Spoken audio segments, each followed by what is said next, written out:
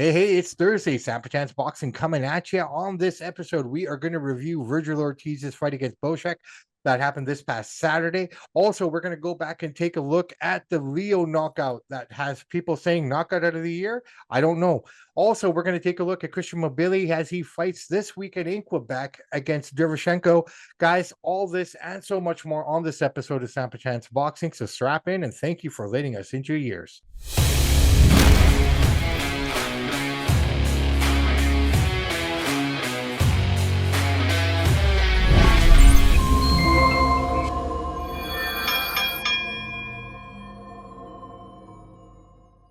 Hey, everybody, welcome back to another episode of Samp&Chance Boxing. I am your host, Bobby Sampson, joined as always, my man with the master plan, Mr. Chance Michaels. Mr. Michaels, how are you, my buddy? I'm doing pretty good. Yourself? Can't complain, man. It's Thursday Eve or Friday Eve, sorry. Here we are. What can you say, man? It's a quiet week. I always say that the last 2 weeks of the month of August are the quietest in boxing per se.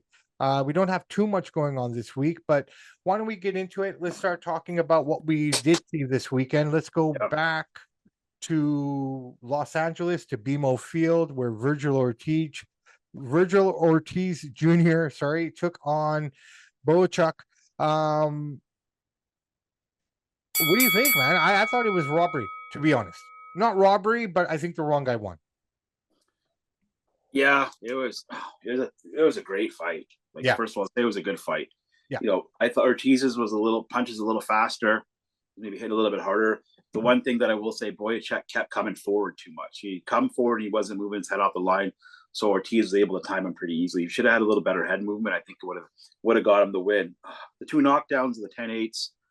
Now, and I think the fight changed in round 9 because in round 8, Boyacek knocked Ortiz down. Yeah. Now, Ortiz came back and probably won the last half of the round, but they still scored it a 10-8. I thought you could have made that a 10-10 round, but they didn't score it that way.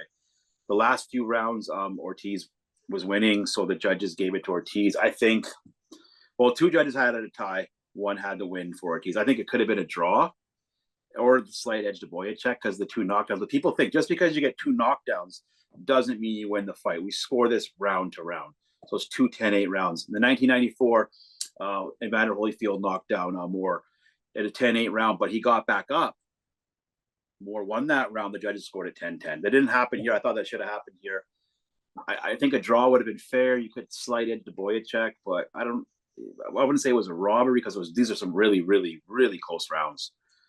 Great fight, great slugfest, action-packed. What do you think?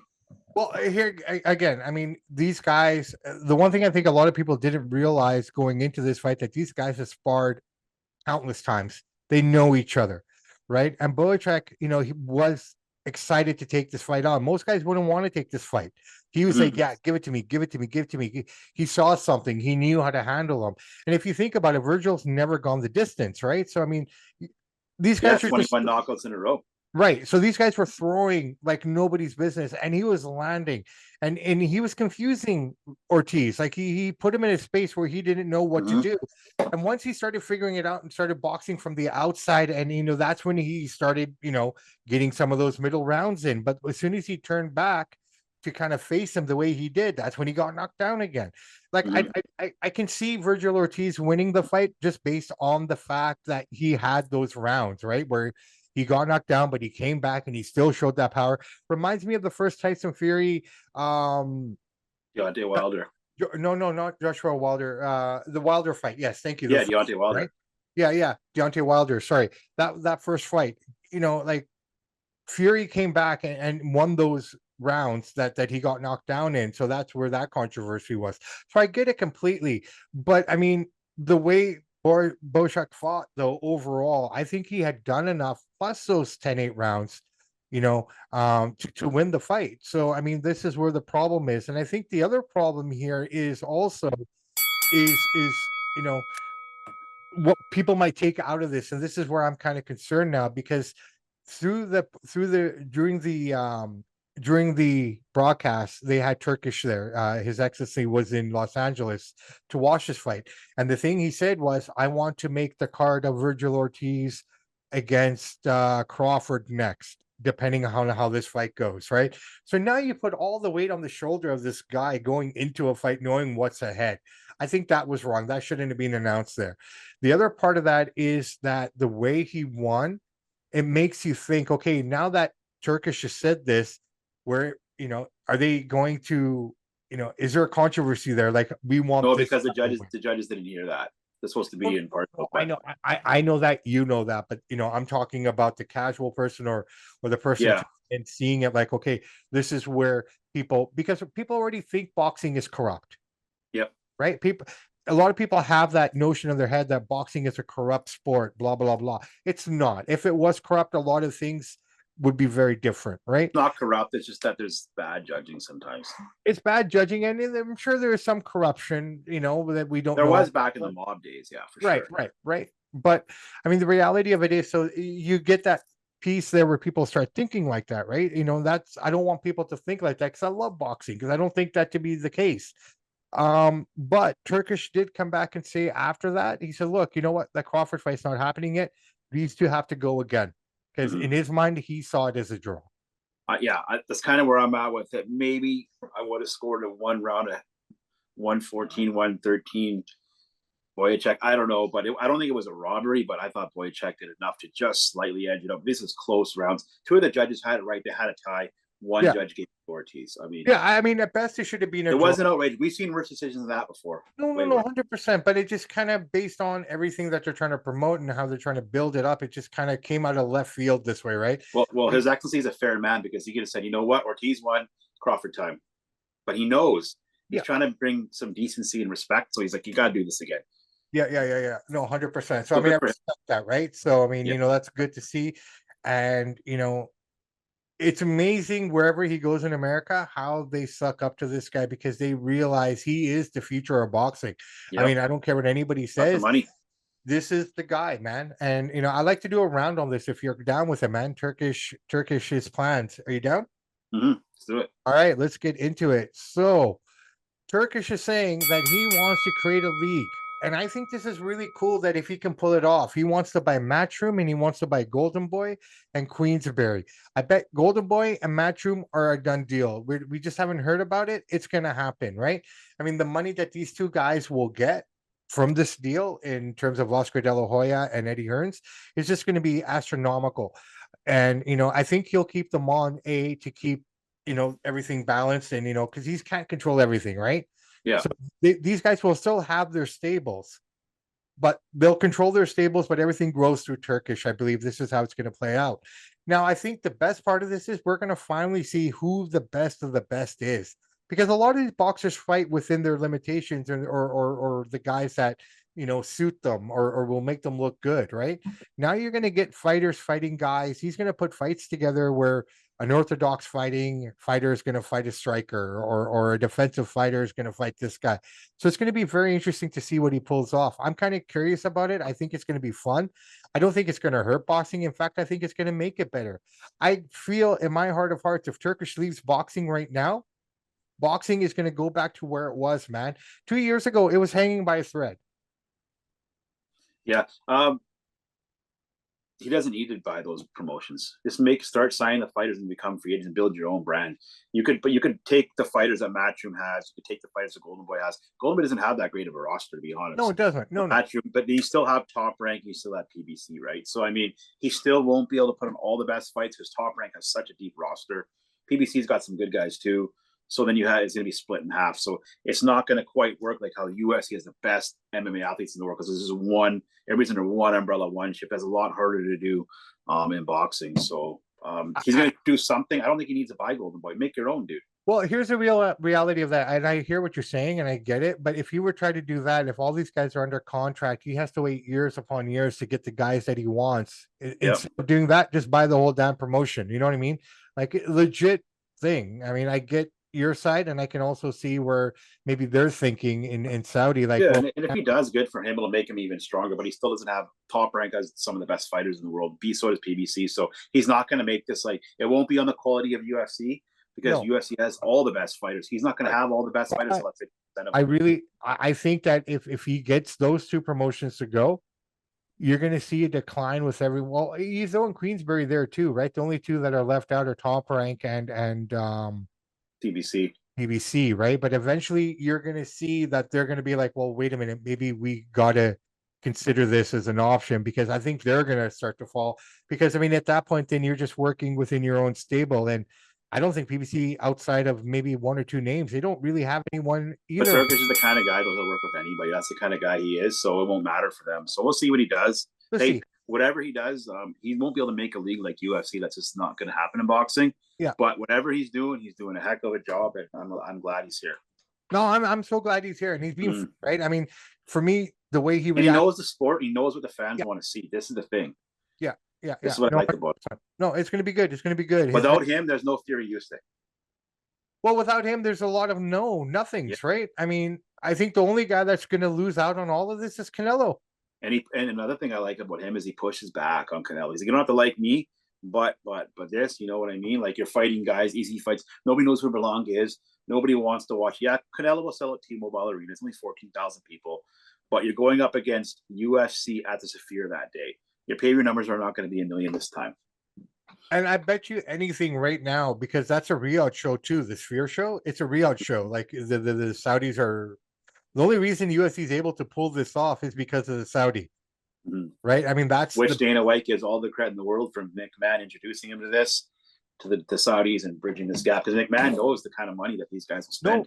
No, that's the thing, right? So I mean, you know, from a hindsight, I think Canelo is gonna.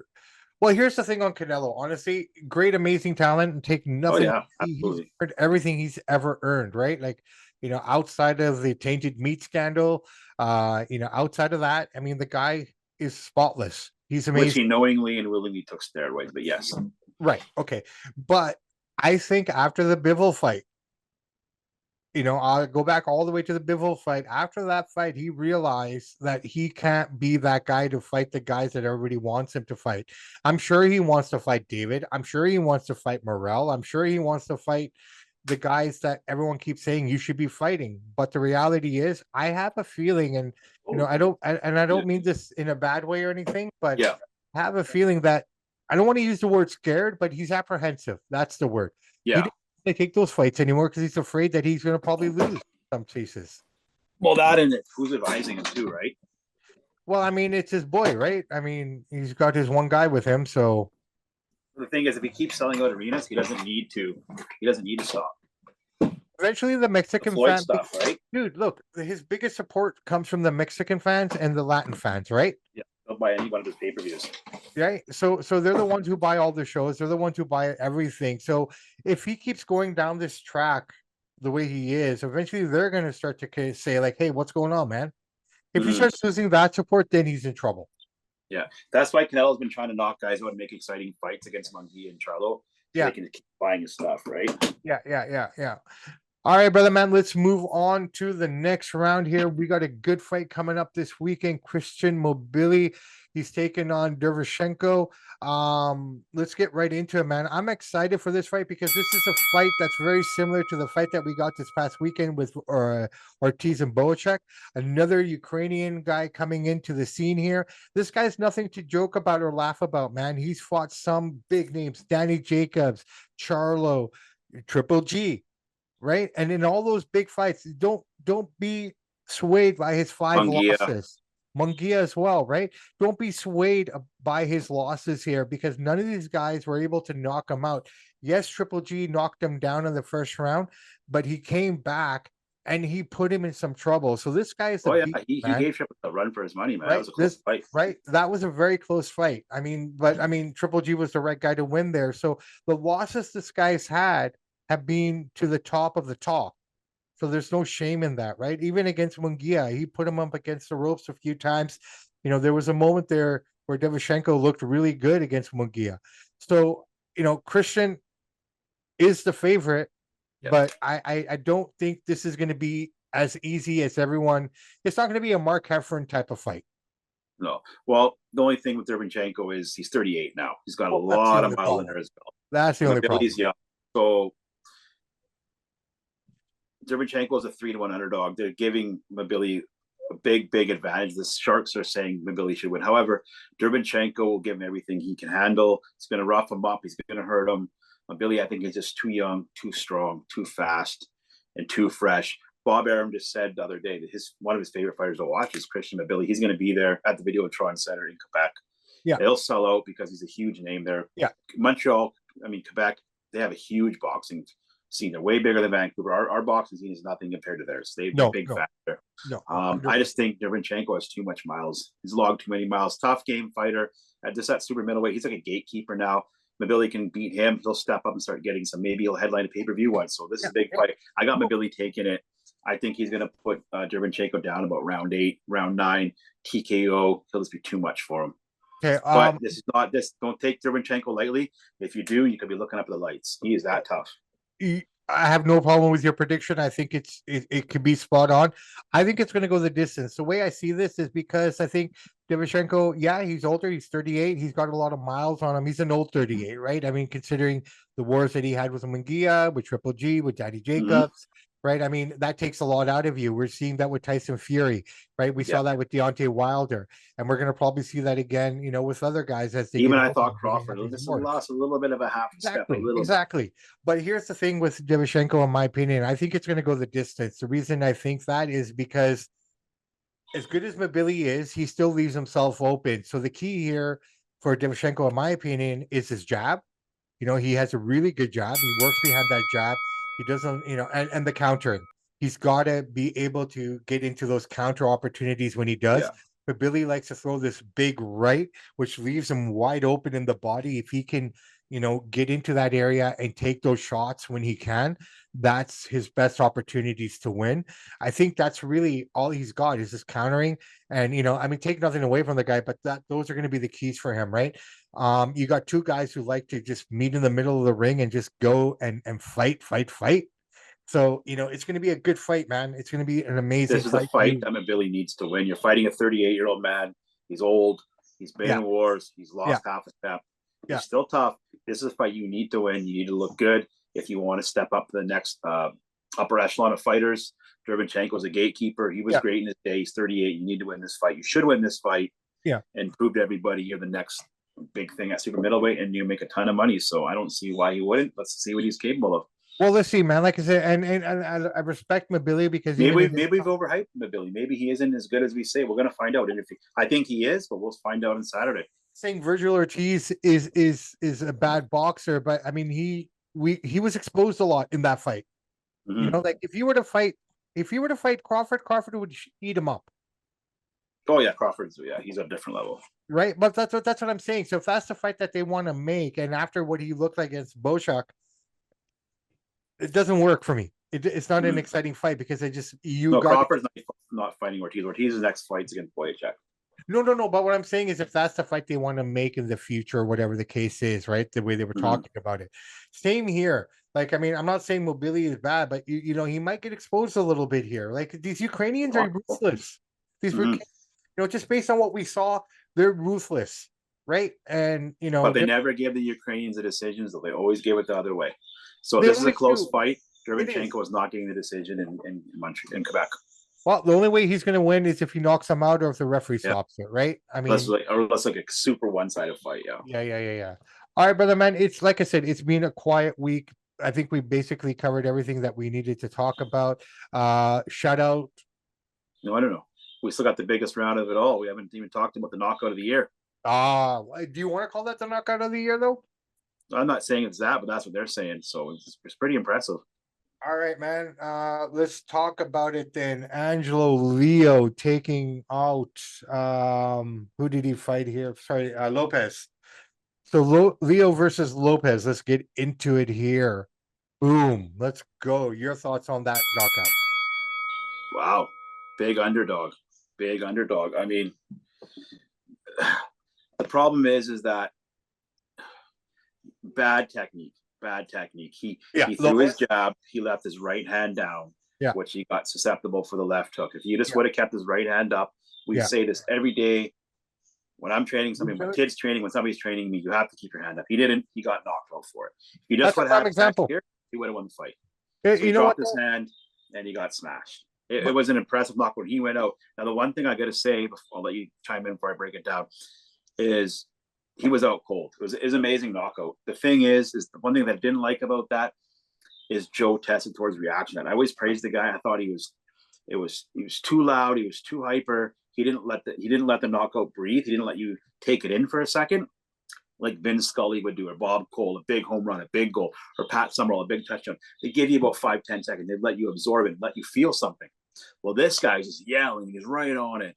And I didn't like that about Tessitore. I thought he's doing too much WWE there. Like, chill out, give us even 5 seconds and let it breathe. But that was an amazing knockout. He was out cold, but he had bad technique, and it might be knockout of the year. It's definitely one of them. It was amazing.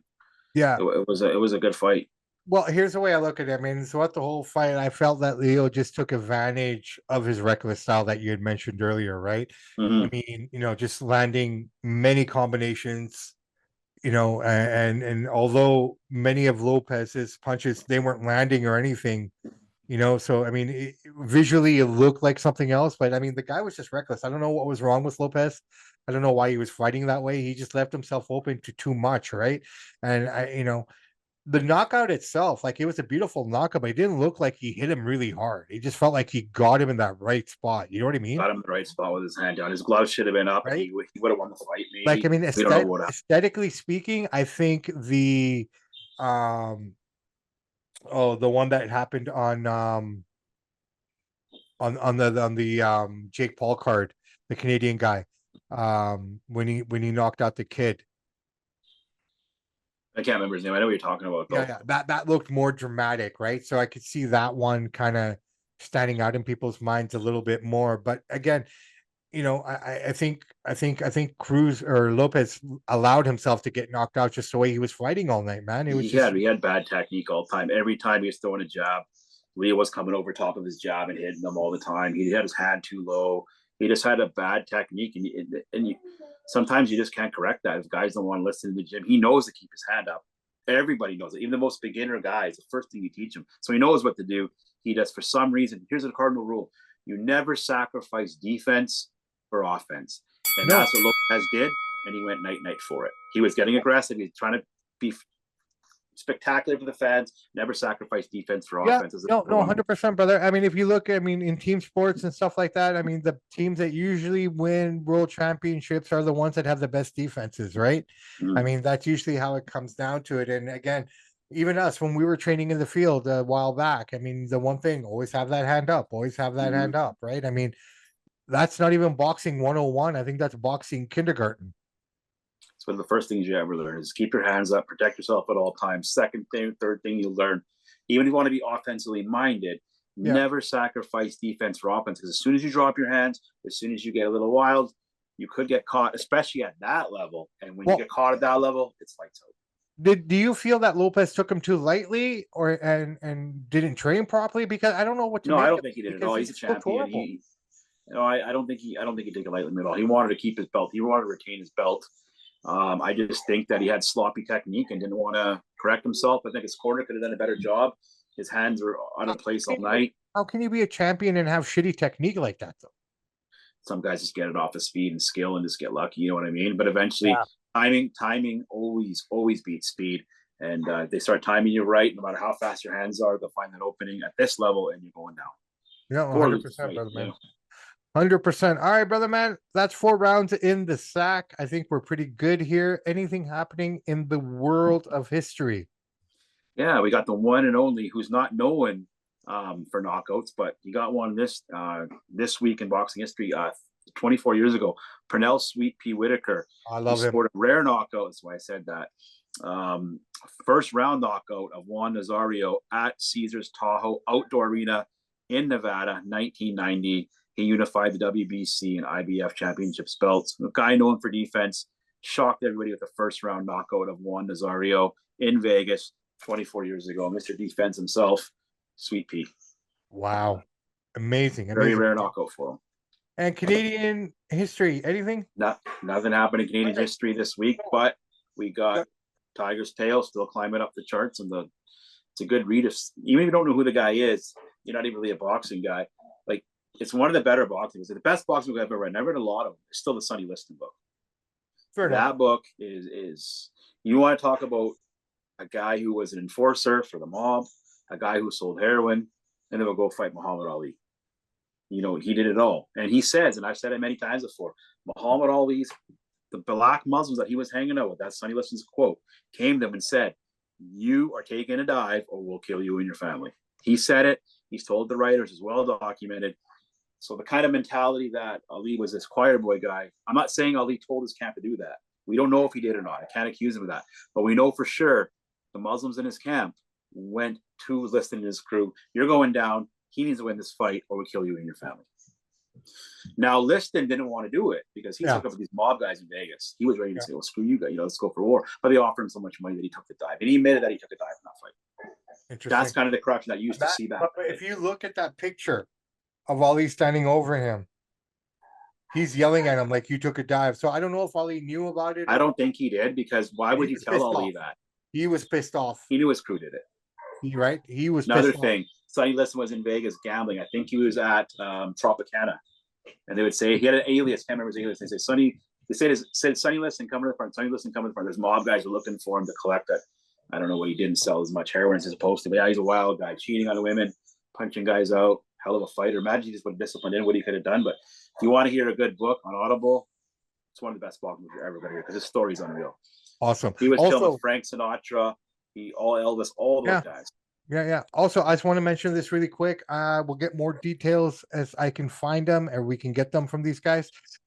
Jay Beard, friend of the show, he's been on. He is fighting September 14th as well. Hey, Bayard, Bayard. He's fighting September 14th in Ontario.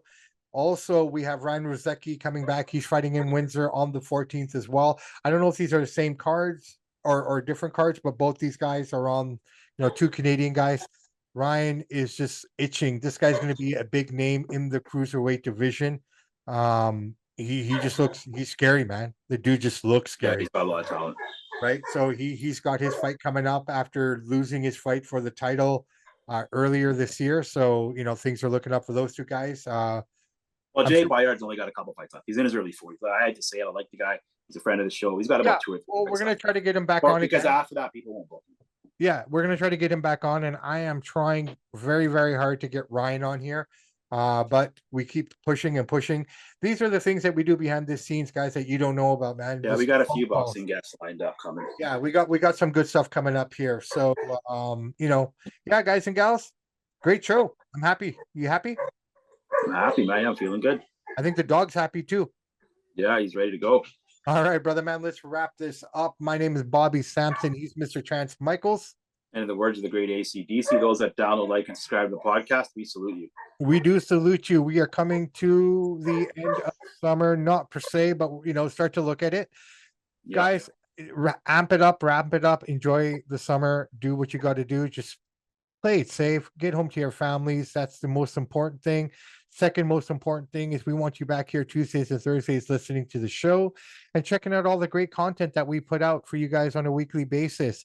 If you like what you're hearing, if you like what you see, please like and subscribe. It will do wonders for us, and it'll do wonders for what we can put out to you guys. So yeah, please let us know what you like. Let us know what you don't like. We're okay. We're grown men. Yes, we're grown men. We can handle it, right? And unless you say something really mean, that's personal, that's a different story. But critique the show. Let us know, please. We want to make a better product, right? We're basing it on what we like, right? But we want to make it on what you like as well. So let us know. On that note, don't do the things that justify your life. Do the things that change your life. And if you want to be the change in this world, don't look to anyone else except yourself. Samp and Chance are